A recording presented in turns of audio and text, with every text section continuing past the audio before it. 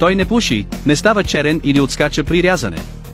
В бъдеще вече не е необходимо да носите голям брой режещи триони за работа, само един трион може да го направи. Този трион може да замени 80 режещи триона. Тя може да реже стоманени пръти, дървени блокове, ъглови ютии, плочки, стъкло и бетон. Един може да се използва за множество цели без замяна. Нарязаните плочки са гладки и чисти, а дори второто смилане се запазва. Не само, че няма прах в процеса на рязане, но няма искра. Диамантът и трионът се комбинират в едно и около него има множество отвори за разсейване на топлината. Работи с висока скорост без топлина и може да се използва за по-дълго време. Той има бърза ефективност на рязане и е добро нещо за реална работа.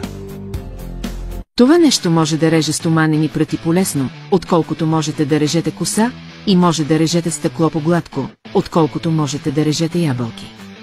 Тези, които са го използвали, съжаляват, че са го купили твърде късно.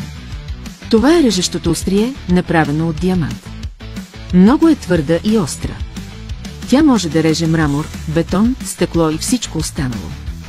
Може да се използва и за шлайфане и полиране, а един може да замени 80 други триона. Тя няма да експлодира или нарани ръцете ви и е много безопасно да се използва. Съветвам ви да замените всички обикновени режещи триони с този.